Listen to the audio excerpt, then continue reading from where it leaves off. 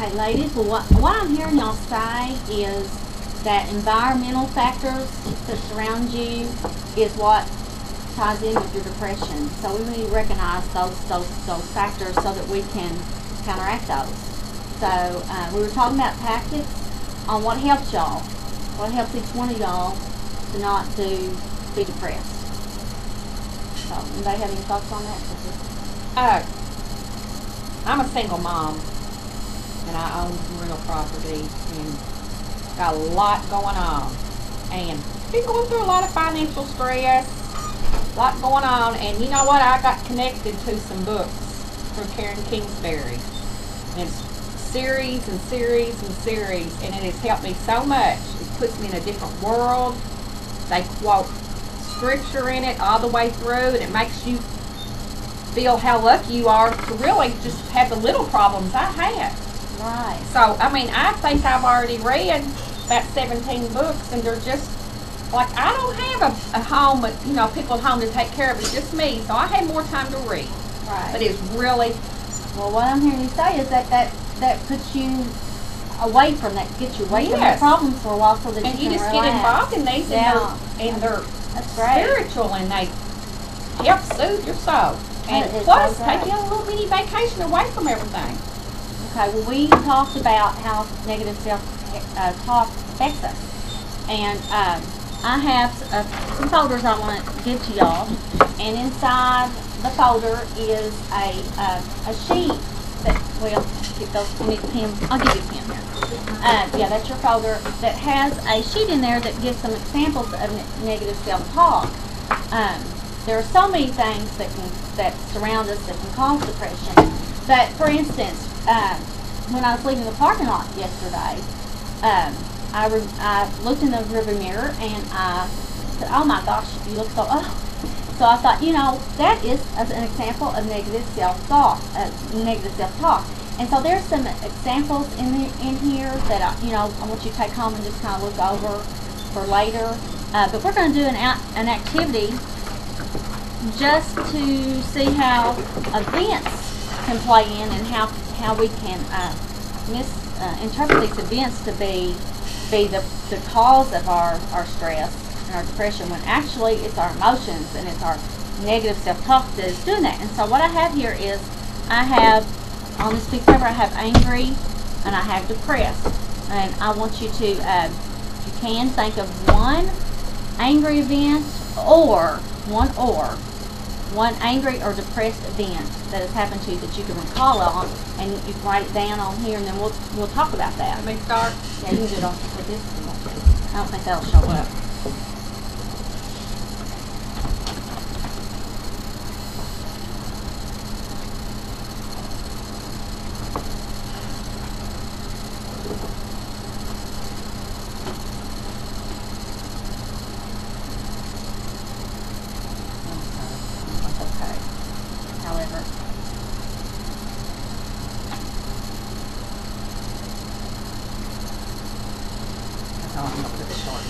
Yeah, we'll talk about it. Okay, so if you just want to write, it can be just a word, and then we'll talk about it, you know, if you want to.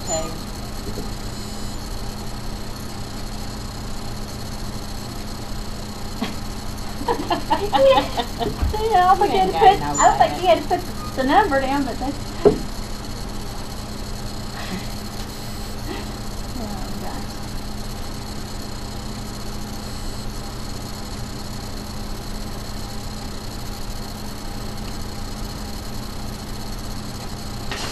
Okay, so I see we have an incident with you getting angry at DirecTV. It was mine's AT&T. Usually I get angry with, and you refer furious to them. We have a husband that's sitting on the couch and complaining, and then we have a gaining weight one. So, okay, now if we were to just look at these these events, just trying to think about them rationally, do you really think that just seeing your husband sitting on the couch can cause the depression, or can you see how your stress and it's the your emotions that actually cause that? It's the stress, and that's what it seemed to be like, the straw that broke the camel's back. Yeah. You know, he I mentioned before that I have so many different things and I have so many people pulling at me in all directions. My husband was saying, oh, we're not going to get the house clean before the Christmas party and before people come over. And here he was, we had all these things that we had to do. And then when I come home from taking our younger son to ball practice, he was sitting on the couch. And that just, it just flew all over me because here he was the one that was saying, putting me under stress that we had so much to do. And then I think here he is not helping. And so it was really, it was enough to just kind of make me shaky inside. I got so angry.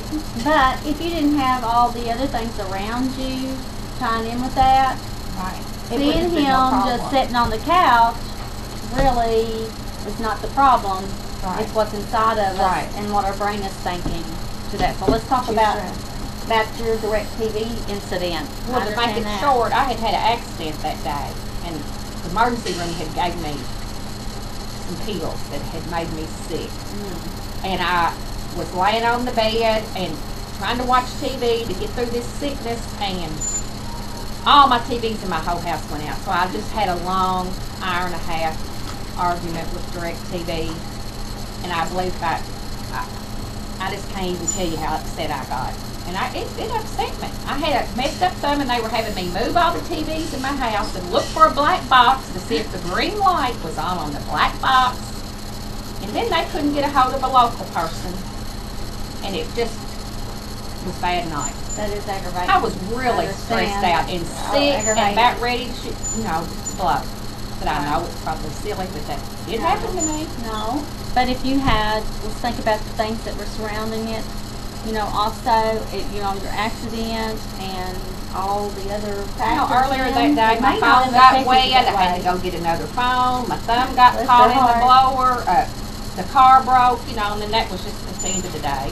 That was And the. I wanted to relax and watch TV. And I mean, kind of like my things, it all built up, and that was Yeah. just it. The DirecTV got the brunt of it. And so then you're sitting there with no TVs on, and that's all you can think about. So your well, I had my mind. books. I could have read that, but that was still. I like my TV's going while I'm reading my book. It's company, isn't it? It's something. Okay. Well, let's talk about yours real quick. Gaining the weight, yes, that's a big problem with women, especially. Yes.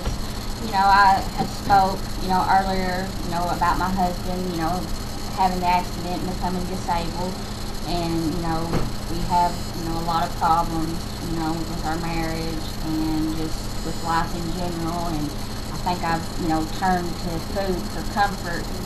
And, so I've gained a considerable amount of weight. And, it makes me feel uncomfortable. I'm not comfortable in my clothes. I'm not comfortable in my skin. Like you were saying, looking in the mirror, I don't see the person that I feel that I am and once was, and it's not a good feeling. Yeah, and you're a beautiful person, and you're sweet, and you're beautiful. But outside of that, if you could, that's really the emotions. It's not really. That's not what we see, So, well, okay. So we've looked at that. So, I have some homework for you to do, and what I want you to do is I want you to write down all your negative self-talk. Okay, and that way, with each session, as we progress to the 8th session, then we can measure how many. Hopefully, those negative, we'll be able to recognize those, and there'll be less and less and less and less of negative self-thoughts. And so that'll be a way that we can measure how we're doing.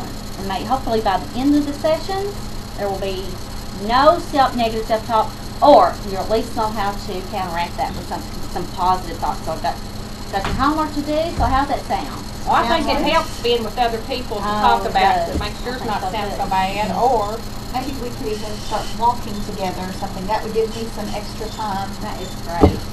time away, and then I it would love help us that. with the exercise too. that'd be Yeah, I cool. think I need to come over here and walk with y'all too. I think we need would to be that'd be good. great. So, well, enjoyed it. I'll see y'all next week. Thank you. Thank you. I enjoyed it too. Bye.